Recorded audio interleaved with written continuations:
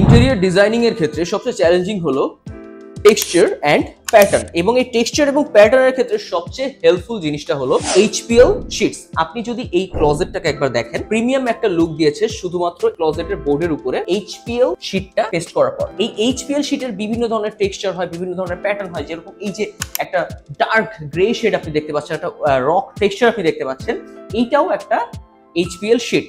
আবার আপনি যদি ডার্ক থিমে না যেতে হয়, আপনি আবার লাইট থিমে আসতে চান, একটা লাইট রক থিমে আসতে চান, তখন এইটাও একটা আলাদা এইচপিএল শিট। আর আপনি যদি উডেন টেক্সচার আসতে চান, তখন আপনাকে যেতে হবে অ্যাক্রিলিক শিটে। আর আপনি যদি প্লেইন টেক্সচারে বোর ফিল করেন, তাহলে একটা প্লেইন টেক্সচারকে আরো প্রিমিয়াম টাচ দেওয়ার জন্য সেই এইচপিএল শিট বা অ্যাক্রিলিক শিটের মাঝখানে আপনাকে মিরর শিট বসাতে হবে। আর আপনি যখন মিরর শিট বসাবেন, তখন আপনি দেখতে পাচ্ছেন যে একটা এক্সট্রা প্রিমিয়াম ফিল, আপনার একদম যে হিউজ ওয়ালগুলো বা স্পেসগুলোতে একটা প্রিমিয়াম টাচ চলে আসে। এই এইচপিএল শিটস এর মাঝখানে আমরা মিরর শিট পেস্ট করে বা বিভিন্ন ধরনের টেক্সচার বা প্যাটার্ন নিয়ে খেলা করে এরকম একটা প্রিমিয়াম লুক আমরা নিয়ে আসি।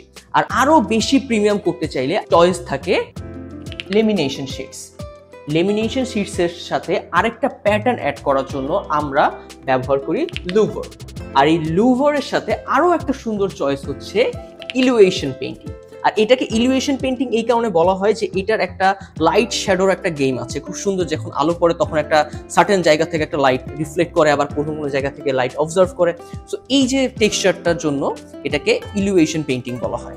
এবং এই যে তিনটা জিনিস পরপর অ্যাড করা, লেমিনেশন শিটস, লুভার এবং ইলিউয়েশন পেইন্টিং। সো এরপর থেকে যখনই ইন্টেরিয়র ডিজাইন নিয়ে ভাববেন, যখনই একটা টেক্সচার অ্যাড করার কথা ভাববেন, এই কয়েকটা নাম মাথায় রাখবেন: HPL sheet, acrylic sheet and mirror sheets. আপনার লাক্সারিয়াস অ্যাপার্টমেন্ট ডিজাইনিং এর ক্ষেত্রে বা যে কোনো ধরনের ইন্টেরিয়র সলিউশনের জন্য কন্ট্যাক্ট ইন্টেরিয়র স্টুডিও।